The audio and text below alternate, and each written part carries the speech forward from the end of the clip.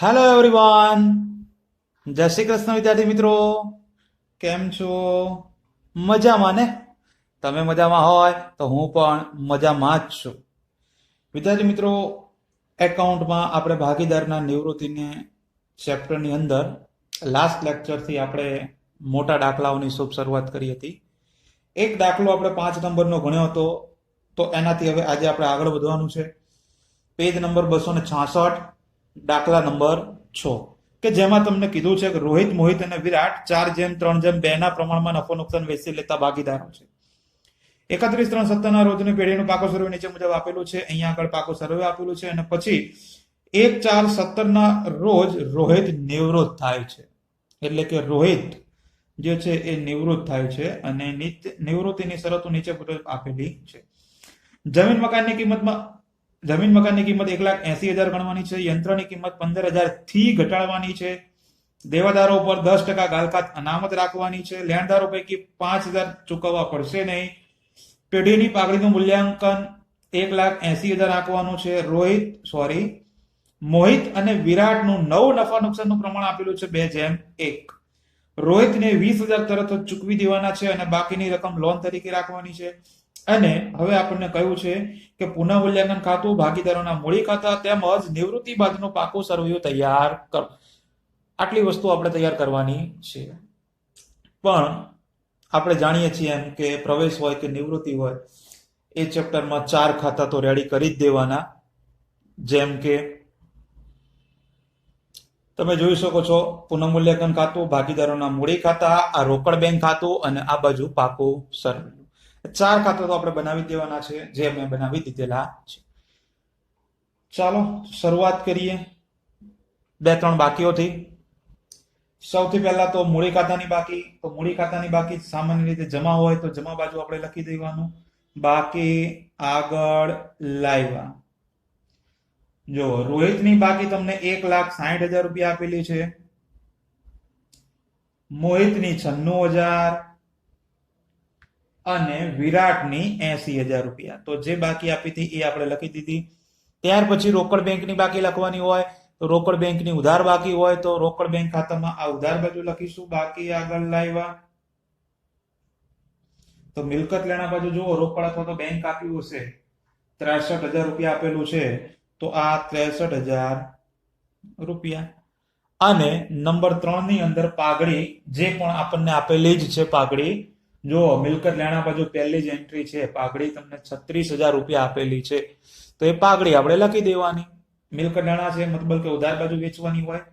તમે જાણો છો પ્રવેશમાં બધું આવી જ ગયું છે. આ પાઘડી, અને પાઘડી જે છે એ જૂના ભાગીદારો અને જૂના પ્રમાણમાં વેચવાની હોય. એટલે કે 36,000 રૂપિયા જે પાઘડી આપેલી છે એને પહેલું જ વાક્ય છે, જુઓ દાખલા નંબર 6 ની સ્ટાર્ટિંગમાં, રોહિત, મોહિત અને વિરાટ 4:3:2 ના પ્રમાણમાં નફો નુકસાન વેચતા ભાગીદારો છે. તો એ 4:3:2 માં આ 36,000 ને વેચવાના છે. તો એમ કરવાથી રોહિતના ખાતે 16,000, મોહિતના 12,000 અને વિરાટના 8,000 રૂપિયા આવે છે. સિમ્પલ વેચવાનું છે, બીજું કઈ કરવાનું નથી. અને નંબર 4, જો ચાલુ ખાતું આપેલું હોય તો ચાલુ ખાતાની બાકી, પણ ચાલુ ખાતું આ દાખલામાં ક્યાંય આપ્યું છે નહીં. ચાલો, તો પાકા સર્વેમાંથી આ 3 બાકીઓ મૂકી દીધી.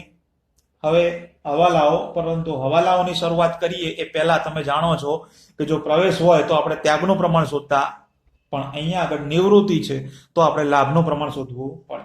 પણ એ પણ ક્યારે શોધવાનું? તો કે જ્યારે તમને જૂનું અને નવું પ્રમાણ બે ભેગા થતા હોય ત્યારે. તો જુઓ, જૂનું પ્રમાણ તો આપણને આપેલું જ છે. જૂનું કોનું કોનું છે? તો કે રોહિત, મોહિત અને વિરાટ. આ ત્રણેયનું આપણને જૂનું પ્રમાણ આપેલું છે. જુઓ કયું છે? તો કે 4:3:2. આ તમને જૂનું પ્રમાણ આપેલું છે. પણ હવે આમાંથી આપણે જોયું એમ કે રોહિત તો નિવૃત્ત થઈ જાય છે. તો છઠ્ઠો હવાલો જુઓ, તમને મોહિત અને વિરાટનું નવું પ્રમાણ પણ આપેલું છે. તો અહીંયા આગળ લખી દઉં છું, નવું પ્રમાણ બરાબર કોનું છે?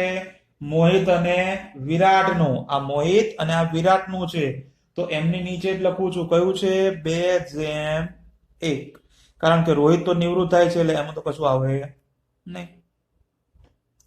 તો આ દાખલામાં જૂનું અને નવું આ બંને પ્રમાણ ભેગા થાય છે. અને વિદ્યાર્થી મિત્રો તમે જાણો છો જ્યારે જૂનું અને નવું બંને પ્રમાણ ભેગું થતું હોય તો પછી આપણે લાભ શોધવો ફરજિયાત છે, અને એ પણ લાભનું સૂત્ર મૂકી અને આપણે લાભ શોધવો પડે. તો ચાલો ત્યારે પહેલા જ લાભનું પ્રમાણ શોધી દઈએ. લાભનું પ્રમાણ બરાબર, સૂત્ર બહુ સહેલું છે, નવો ભાગ માઇનસ જૂનો ભાગ. વિદ્યાર્થી મિત્રો નવો ભાગ તમને મોહિત અને વિરાટનો આપેલો છે એટલે લાભનું પ્રમાણ પણ મોહિત અને વિરાટનું જ મળે. તો આ મોહિત અને વિરાટ બરાબર બરાબર. પહેલા છે નવો ભાગ, તો આ નવું પ્રમાણ મોહિત માટે શું છે 2/2 + 1 એટલે કે 3, અને વિરાટ માટે 1/3 માઇનસ માઇનસ. જૂનો પ્રમાણ આ મોહિતનું જૂનો ભાગ કયો છે 3, અને ભાગ્યા એમાં 3 છે તો 3 એનો સરવાળો, 4 ને 3 7 ને 2 9, તો 3/9. જ્યારે વિરાટ માટે 2 છે તો 2 અને ભાગ્યા એમાં જૂનું પ્રમાણ તો 3 એનું છે એટલે 2/9.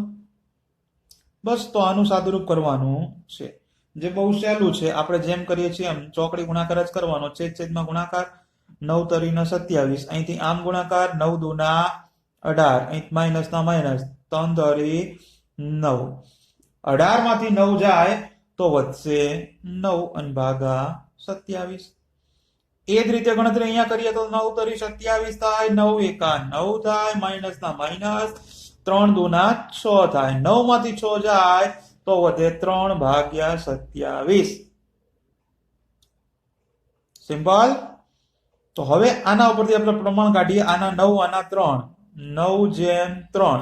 પણ વિદ્યાર્થી મિત્રો તમે જાણો છો કે 9 અને 3 એટલે કે 3 વડે ભાગ ચાલે છે, તો 9/3 કરો કેલ્ક્યુલેટરમાં, 9/3 કરશો એટલે 3 મળશે, જેમ 3/3 કરો એટલે 1 મળશે. તો આપણને લાભનું પ્રમાણ અહીંયા મળી જશે 3/1. આ આપણું લાભનું પ્રમાણ મળે. બસ તો હવાલામાંથી પહેલું કામ આપણે શોધીએ છીએ દરેક દાખલામાં, એ આપણે શોધી દીધું આ લાભનું પ્રમાણ. આવી રીતે સૂત્ર મૂકી દેવાનું, નવો ભાગ માઇનસ જૂનો ભાગ, અને સૂત્રના આધારે જે ભાગીદારો ધંધો ચાલુ રાખતા હોય એમનો લાભ આપણે શોધી દેવાનો, એટલે કે 3/1 આવી. તો હવાલામાંથી પહેલું કામ પૂરું થઈ ગયું હોય તો પછી હવે સ્ટેપ બાય સ્ટેપ દરેક હવાલાઓની અસર આપતું જવાનું છે. તો ચાલો ત્યારે શરૂઆત કરી દઈએ હવાલાઓ. હવાલા નંબર 1, જમીન મકાનની કિંમત 1,80,000 ગણવી. ચાલો તો પહેલા તો જમીન મકાનની જૂની કિંમત તમને 1,50,000 રૂપિયા આપેલી છે, તો પેલા જે આપ્યું હોય એ આપણે લખવાની હોય. જમીન મકાન આપણી મિલકત છે, તો આ મિલકત લેણા બાજુ જમીન મકાન કેટલા રૂપિયાની જૂની કિંમત આપી છે, તો કે 1,50,000 રૂપિયાની જૂની કિંમત આપેલી છે. અને હવાલામાં એવું કીધું છે કે નવી કિંમત તમારે 1,80,000 ગણવાની છે. જો જૂની કિંમત 1,50,000 છે, નવી કિંમત 1,80,000, મતલબ 1,50,000 થી 1,80,000, મતલબ કે અમુક રૂપિયાનો વધારો થાય છે. કેટલા રૂપિયાનો વધારો થાય છે ડાયરેક્ટ જ ખબર પડે એવી છે, કેલ્ક્યુલેટરનો ઉપયોગ કરવાની કોઈ જરૂર છે નહીં. 1,20,000 50,000 વત્તા 30,000 કરવું એટલે 1,80,000 થઈ જવાના છે, મતલબ કે 30,000 રૂપિયાનો વધારો થાય છે. જમીન મકાનની કિંમત વધે, મિલકત વધે તો ફાયદો થાય, ફાયદો આવે જમા બાજુ. આપણે જાણીએ છીએ ખર્ચ નુકસાન હોય તો ઉધાર બાજુ લખીએ, પણ આવક લાભ કે ફાયદો થતો હોય તો આપણે જમા બાજુ લખીએ. તો આ જમા બાજુ જમીન મકાન કેટલા રૂપિયાનો ફાયદો થાય છે, લાભ થાય છે, તો કે 30,000 રૂપિયાનો. તો 30,000 રૂપિયા. આગળ વધીએ. નંબર 2, યંત્રની કિંમત 15,000 થી ઘટાડવાની છે. વાંધો નહીં, યંત્રો આપણને 90,000 રૂપિયાના આપેલા છે. તો પહેલા યંત્ર મિલકત છે એટલે મિલકત લેણા બાજુ પહેલા લખી દઈએ કે આ યંત્રો આ જૂની કિંમત આપી છે 90,000 રૂપિયા. હવે નવી કિંમતમાં નવી કિંમત નથી આપી, તમને એવું કીધું છે કે યંત્રની જેટલી કિંમત છે ને આ 90,000, એમાંથી તમારે 15,000 થી ઘટાડવાના છે. મતલબ કે યંત્રોની કિંમતમાં ઘટાડો કરવાનું કીધેલું છે. તો આ ઘટાડો કેટલા રૂપિયા ઘટાડવાના છે? 15,000 થી ઘટાડો કરવાનો છે. તો 90,000 માઇનસ 15,000 એમ કરવાથી આપણને આ 75,000 રૂપિયા મળી જશે. મિલકત છે યંત્રની કિંમત ઘટે છે. મિલકતની કિંમત ઘટે મતલબ કે એટલું ધંધાની અંદર લોસ જાય, નુકસાન જાય. અને ખર્ચ નુકસાન આપણે ઉધાર બાજુ લખીએ છીએ પુનઃ મૂલ્યાંકનમાં. તો અહીંયા આગળ લખી દેવાનું એ આ યંત્રો ખાતે. અને કેટલા રૂપિયાનું નુકસાન થયું છે? તો કે 15,000 રૂપિયા. બે એન્ટ્રી થઈ ગઈ. તો વધીએ આગળ. 3 નંબર, દેવાદારો પર 10% લે કે ગાલકાત અનામત રાખવી. ચાલો, દેવાદારો પણ ધંધાના મિલકત જ ગણવામાં આવે છે, લેણું ગણવામાં આવે છે. તો લખી દઈએ દેવાદારો, આ મિલકત લેણા બાજુ. અને જૂની કિંમત દેવાદારોની આપેલી છે 60,000 રૂપિયા. વિદ્યાર્થી મિત્રો, અંદર જે રકમ આપી હોય એ લખવાની દેવાદારોમાં 60,000. અને આમાંથી આપણે જાણીએ છીએ ગાલકાત અનામત માઇનસ કરવાની હોય છે. અને એ પણ આ ચેપ્ટરમાં પ્રવેશ નિવૃત્તિમાં આપણે નવી કહીએ છીએ. હવાલામાં જે આપેલી હોય એ જુઓ. એ શું કીધું છે? 10% ગાલકાત અનામત રાખવાની છે. 10%. તો 60,000 ના 10% કરો તો 6,000 રૂપિયા આવે. કારણ કે 10% કીધું હોય એટલે એક જ મીંડી ઓછી કરવાની આવે. તો એક મીંડી કટ કરીએ તો 6,000 રૂપિયા અને માઇનસ કરીએ તો બહાર આવશે 54,000 રૂપિયા.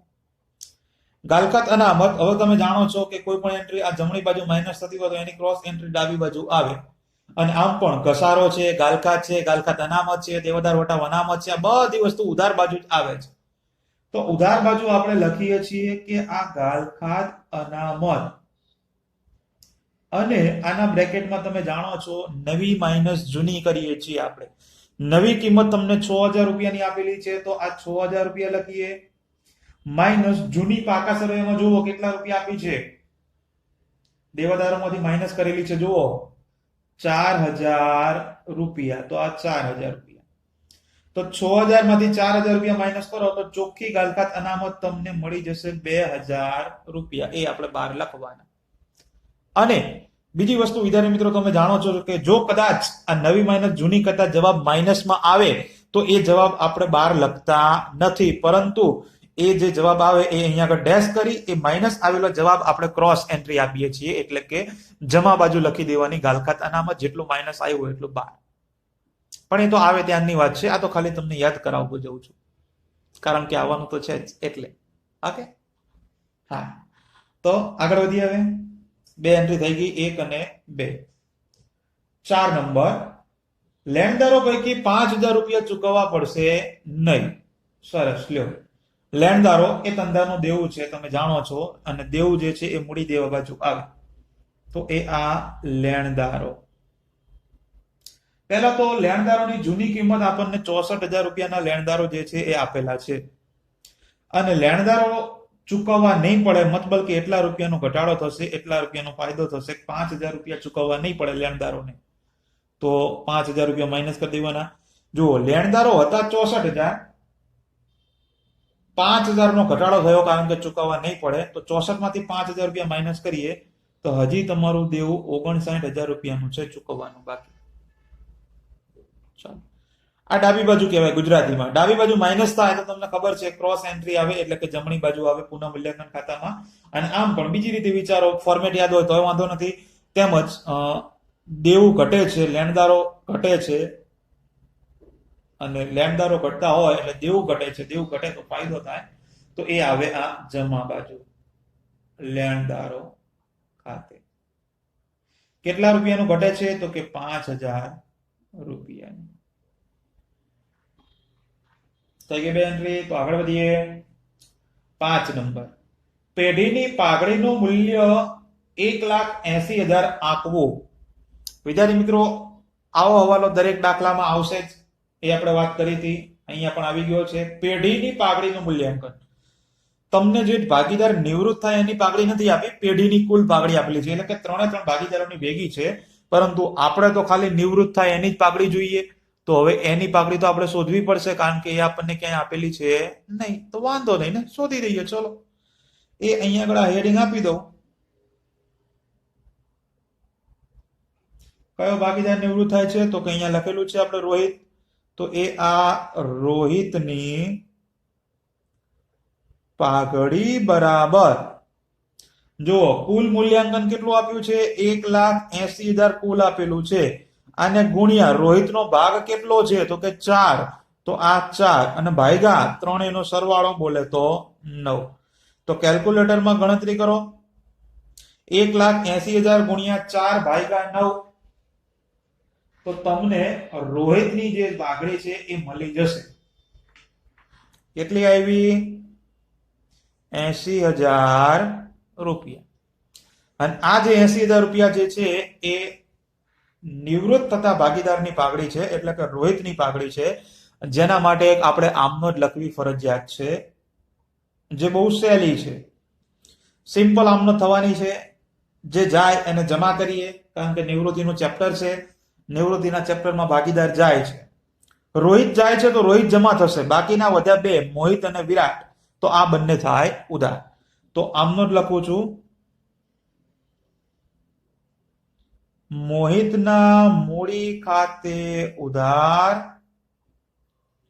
વિરાટના મૂડી ખાતે ઉધાર, અને જે જાય છે એ જમા, બોલે તો રોહિતના મૂડી ખાતે જમા. રોહિતના મૂડી ખાતે જમા કેટલા આવશે? તો એની પાઘડી શોધી જ છે આપણે, આ 80,000 રૂપિયા. અને આ 80,000 રૂપિયા જે નિવૃત્ત થતા ભાગીદારની પાઘડી છે, જે આપણે લાભના પ્રમાણમાં વેચવી પડે, બોલે તો 3:1 આ 80,000 રૂપિયાને વેચવાના છે. તો મોહિતના ખાતે તમને 60,000 મળશે અને વિરાટના ખાતે 20,000 રૂપિયા મળશે. તો આ રીતે પાઘડી ને વેચવી પડે નિવૃત્ત થતા ભાગીદારની. અને હવે આની ખતવણી કરી દેવાની. મોહિત અને વિરાટ આ બંનેના મૂડી ખાતા ઉધાર છે, એટલે મૂડી ખાતાની અહીંયા આગળ આ ઉધાર બાજુ આવશે અને નામ આવે સામેનું, બોલે તો રોહિતના મૂડી ખાતે. તો અહીંયા આગળ લખી દઉં છું, રોહિતના મૂડી ખાતે. અને જેનું નામ લખ્યું હોય એના ખાતામાં કરી દેવાનું હોય ડેશ. તો મોહિતના ખાતામાં આવશે 60,000 અને વિરાટના ખાતામાં આવશે 20,000, જે અહીંયા આગળ આપેલા છે એ.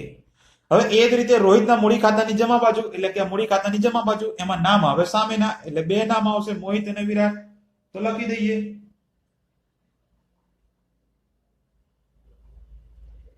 મોહિતના મૂડી ખાતે અને વિરાટના મૂડી ખાતે. અને જેના નામ લખ્યા હોય એમાં આવે ડેશ. એટલે બે નામ છે તો 2 ના ડબલ 4 ડેશ થશે, કારણ કે બે અલગ અલગ છે ને. તો મોહિત તરફથી કેટલા? તો કે 60,000 રૂપિયા. અને વિરાટ તરફથી કેટલા? તો કે 20,000. અને ટોટલ કરીએ તો એ આ રોહિતના ખાતામાં જેટલા છે 80,000, એટલા રૂપિયાનું ટોટલ થઈ જ જાય. 60 + 20 એટલે કે 80. આ રોહિતનું ખાતું જોઈ લો. તો આવી રીતે દરેકે દરેક દાખલામાં એક હવાલો તો હોવાનો જ છે, બરોબર, જે આપણને આવડવાનો જ છે, કઈ અઘરું છે નહીં. હા, તો હવે આગળ વધીએ. હવાલા નંબર 6.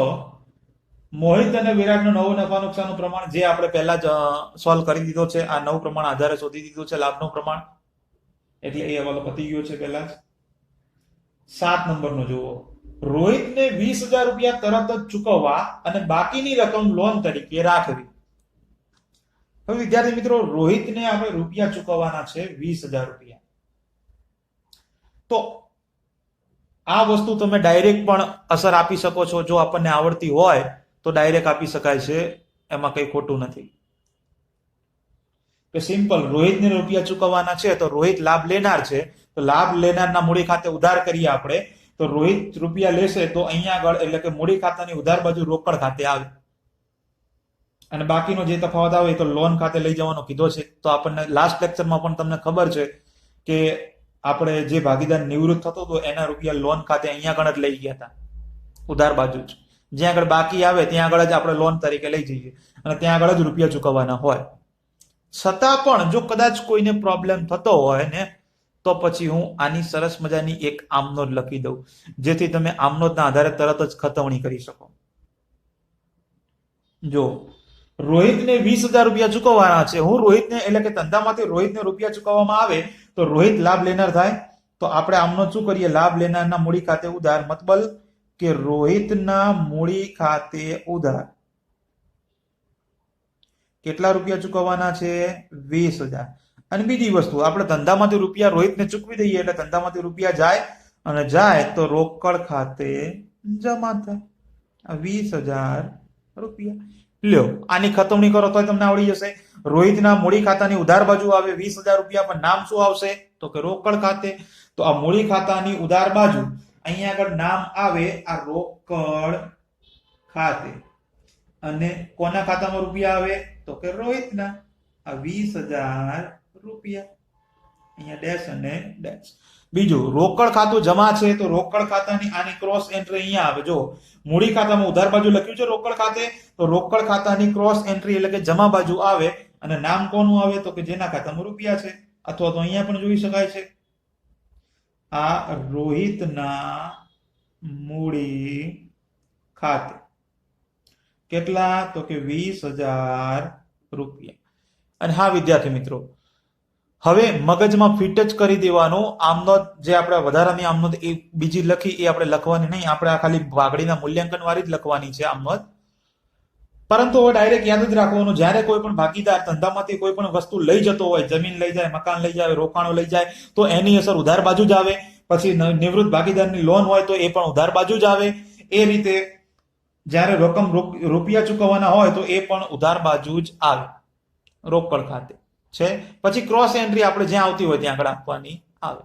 જેમ કે આપણે રોકડ ખાતાની ક્રોસ એન્ટ્રી રોકડ બેંક ખાતામાં અહીંયા આગળ આપણે જમા બાજુ આપી, એવી રીતે.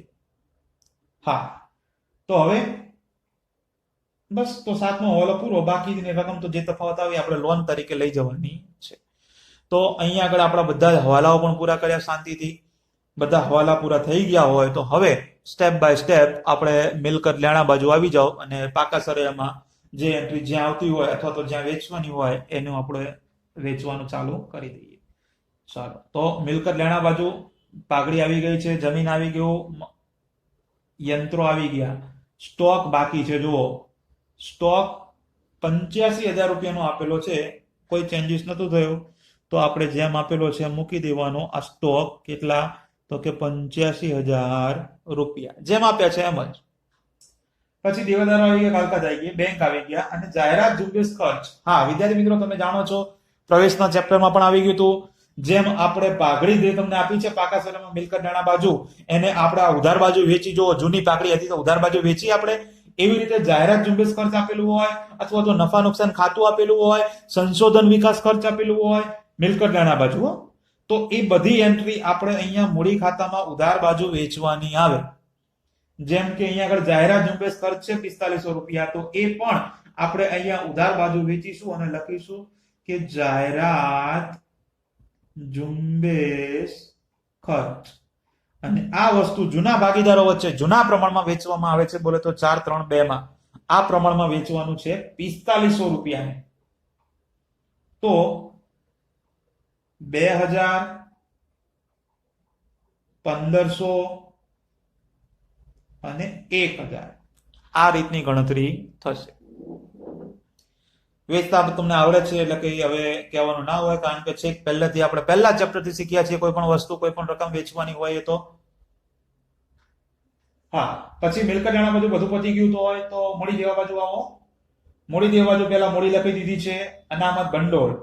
હા વિદ્યાર્થી મિત્રો, તમે જાણો છો ખાલી 4 બાકીઓ નથી વેચતા આપણે, હે 4 બાકીઓ નહોતા વેચતા. કઈ ગઈ હતી? કારીગર નફાભાગ ભંડોળ, નંબર 2 માં કામદાર બચત ખાતા, નંબર 3 માં પ્રોવિડન્ટ ફંડ અને નંબર 4 માં ગાલખાત અનામત. આ 4 બાકીઓ નથી વેચતા, બાકી બધી બાકીઓ વેચવાની હોય. જેમ કે મૂડી પછી આપેલું છે અનામત ભંડોળ, તો અનામત ભંડોળ હવે મૂડી દેવા બાજુ છે, મતલબ કે બધી જમા બાકીઓ છે અને જમા બાકીઓ મૂડી ખાતામાં બધી જમા બાજુ જ વેચવાની આવે. તો આ જમા બાજુ આપણે લખી દઈએ પહેલા તો અનામત ભંડોળ. અને એ તમારે જૂના ભાગીદારો વચ્ચે જૂના પ્રમાણમાં બોલે તો 4-3-2 માં વેચવાનું છે. અનામત ભંડોળ આપેલું છે 45,000 રૂપિયા. એ 45,000 ને વેચો તો 20,000, 15,000 અને 10,000 રૂપિયા આવે. એ જ રીતે બીજું છે કામદાર વળતર અનામત છે. વિદ્યાર્થી મિત્રો, કામદાર વળતર અનામત છે, કામદાર નફા ભાગ ભંડોળ નથી, તો એને પણ આપણે વેચવું પડે. આ કામદાર વળતર અનામત કે જેને આપણે સેમ ટુ સેમ જૂના જ પ્રમાણમાં વેચવાનું છે 4-3-2 માં, તો 6,000, 4500 અને 3,000 રૂપિયા આવશે. ચેક કરી જોવાનું, 100% આવી જ જશે. ઓકે, ત્યાર પછી હા જો વિદ્યાર્થી મિત્રો, એક સરસ મજાનો પોઈન્ટ આવ્યો, ભાગીદારોની લોન. અત્યાર સુધી પાકા સર્વેમાં ક્યારે લોન આપેલી નહોતી. હા, આપણે નિવૃત્ત થતા હતા એ ભાગીદારની લોન આવતી, એને પાકા સર્વેમાં લખતા આપણે, એ ખબર છે. પણ અહીંયા આગળ તમને મૂડી દેવા બાજુ જે જૂનું પાકું સર્વેયું છે એ જૂના પાકા સર્વેયામાં જ લોન આપેલી છે ને. તો જ્યારે આવી રીતે તમને લોન આપેલી હોય તો એને શું કરવાનું એ ખાસ ધ્યાન રાખજો. હવે અહીંયા તમને લખેલું છે રોહિતની લોન છે અને મોહિતની, બે ભાગીદારોની લોન છે.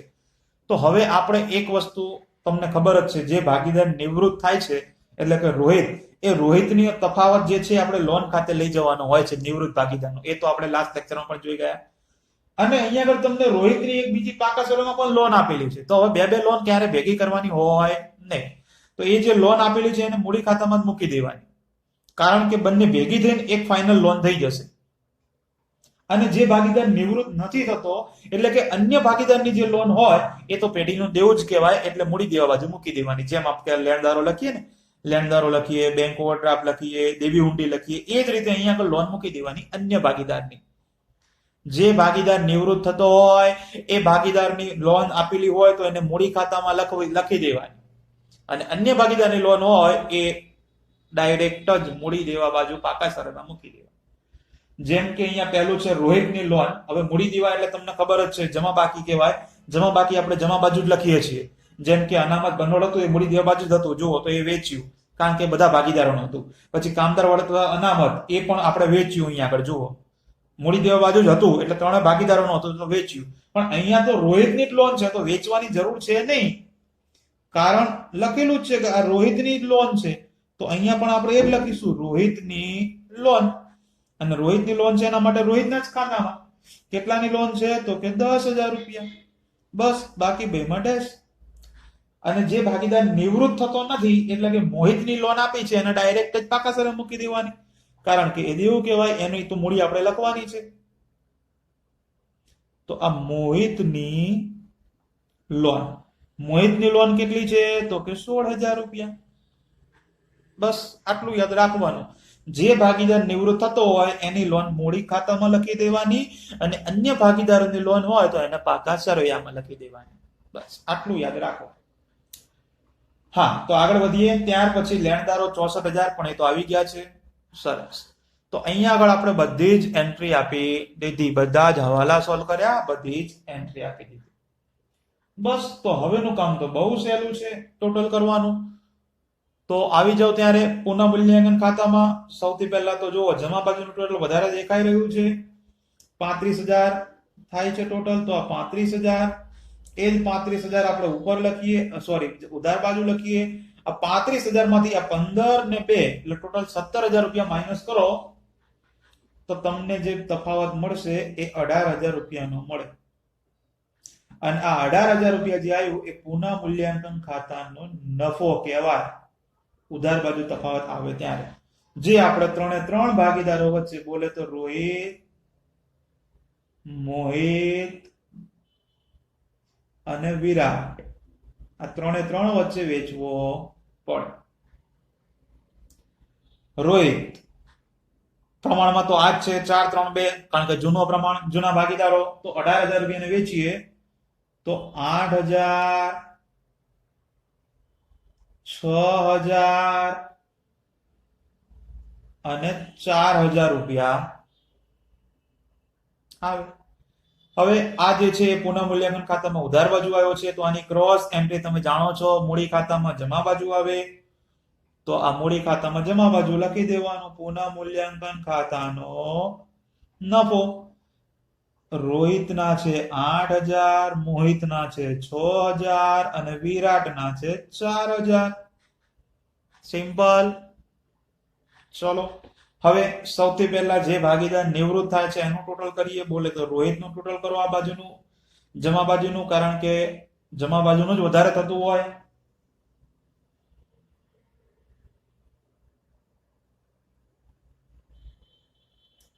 હા, તો એ ટોટલ 2,84,000 રૂપિયા મળશે. એ 2,84,000 ને આ ઉધાર બાજુ લખી દેવાના. અને આ 2,84,000 રૂપિયામાંથી આ 16,000, આ 20,000, જો ખાસ ધ્યાન રાખજો 20,000 અને આ છે 2,000, આ ત્રણ કિંમત માઇનસ કરો તો જે તફાવત આવે એ તમને ખબર છે. નિવૃત્ત થતો ભાગીદાર હોય તો એની લોન ખાતે લઈ જવાનો છે, એટલે કે રોહિતની લોન ખાતે. આ બે માં ડેશ. હા, તો 2,84,000 માંથી આ બધું માઇનસ કરો તો કેટલા મળ્યા? 2,46,000 રૂપિયાનો લોન આવી. તો લખી દેવાનું લોન ખાતે. એ જ રીતે મોહિતનું ટોટલ કરો અને વિરાટનું ટોટલ કરો. તો મોહિતનું ટોટલ કરીએ તો 1,21,500 મળે છે. એ જ ટોટલ આપણે ઉધાર બાજુ લખી દઈએ 1,21,500. એમાંથી આ 12,000, 60,000 અને 1,500 રૂપિયા માઇનસ કરીએ તો આ મળી જશે 48,000 રૂપિયા, જેને આપણે કહીએ છીએ બાકી આગળ લઈ ગયા. અહીંયા નો આવે બાકી, કારણ કે નિવૃત્ત થાય છે. ચલો એ જ રીતે વિરાટ 80,000, 10,000, 80 ને 10 90, 90 ને 3 93 અને 4 97. તો આ 97,000 રૂપિયા. એ જ 97,000 રૂપિયા ઉધાર બાજુ. આ 97,000 માંથી 8, 20 અને 1 આટલું માઇનસ કરો તો આપણને વિરાટની બાકી 68,000 રૂપિયા મળી જશે. તો હવે આ ત્રણ બાકીઓ જે મળી એ આપણે મૂડી દેવા બાજુ લખવાની આવે, કારણ કે બધી ઉધાર બાજુ મળી છે એટલે જમા બાકી જ કહેવાય. તો સૌથી પહેલા તો એ આપણે મૂડી લખીએ. મૂડીમાં બે જ ભાગીદારોની આવે નિવૃત્ત સિવાયના, એટલે કે મોહિત અને વિરાટ. અને બાકીના ભાગીદારની લોન આવે, એટલે કે રોહિતની લોન, જે ભાગીદાર નિવૃત્ત થાય છે. ચલો રોહિતની લોન આપેલી છે 2,46,000 રૂપિયા, તો આ એ મૂકી દીધી. પછી આ બંનેની બાકીઓ મોહિતના 48,000 અને વિરાટના છે 68,000. તો આ 48,000 વત્તા 68,000 બોલે તો 1,16,000 રૂપિયા. અને હવે એક જ ખાતું આપણું બંધ કરવાનું બાકી છે, એ છે આપણું આ રોકડ બેંક ખાતું. તો રોકડ બેંક ખાતામાં તો આ 63,000 ટોટલ વધારે કહેવાય. એ 63,000 આપણે અહીંયા આગળ મૂકીએ છીએ. આ 63,000 માંથી આપણે 20,000 રૂપિયા માઇનસ કરીએ તો 43,000 રૂપિયાની આપણને બાકી મળે. તો આ બાકી આગળ લઈ ગયા. અને જમા બાજુ જે બાકી મળે એને ઉધાર બાકી કહેવાય. અને એ ઉધાર બાકી જે છે તમે જાણો છો કે પાકા સરવૈયામાં મિલકત લેણા બાજુ જ આવે. તો આ રોકડ ઓબ્લિક બેંક, જેની બાકી આપણને 43,000 રૂપિયા મળે. અને ફાઇનલ કામ તો આપણને ખબર જ છે. આ બધાનું ટોટલ અને આ બધાનું ટોટલ અને બંને બાજુનું ટોટલ જે છે એ સરખું આવવું જોઈએ. બોલે તો 4,37,000 રૂપિયા. એ જ રીતે આ બાજુનું ટોટલ પણ 4,37,000 રૂપિયા થાય જ છે. થાય જ છે નહીં, થવું જ જોઈએ. હે ને? કારણ કે તો જ સાચું કહેવાય ને, એના માટે થવો જ જોઈએ. લ્યો, તો આ એક બીજો પણ સરસ મજાનો દાખલો આપણે ગણ્યો આજના લેક્ચરમાં, જેમાં આ લોન વાળો જે પોઈન્ટ હતો એ ખાસ અગત્યનો હતો અને એ વધારાનો પોઈન્ટ આવ્યો. આમાં બીજું કશું અઘરું છે નહીં. નિવૃત્ત થતો ભાગીદાર હોય એની લોન આપી હોય તો એ મૂડી ખાતામાં લખી દેવાની, અને એ સિવાય અન્ય ભાગીદારોની લોન હોય તો એને આપણે પાકા સરૈયામાં લખવાની. આ પોઈન્ટ યાદ રાખવા જેવો છે આ ચેપ્ટરમાંથી. સોરી, આ દાખલામાંથી. ચેપ્ટરમાંથી તો ઘણું બધું યાદ રાખવા જેવું છે. ઓકે, જો કે મોટા ભાગનું તો તમે બધું પ્રવેશમાં શીખીને જ આવ્યા છો. વધારો ઘટાડો એ તો 60% એમનું એમ જ આવવાનું છે.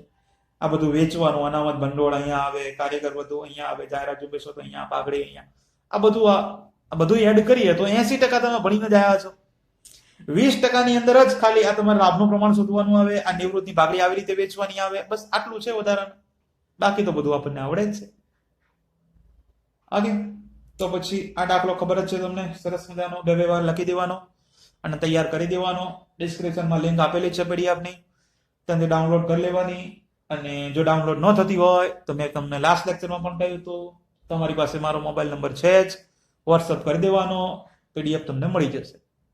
ઓકે, તો આપણે બાકી મળતા રહીએ નેક્સ્ટ લેક્ચરમાં. ત્યાં સુધી બધાને Tata, bye bye, C you, અને પ્લીઝ ટેક કેર.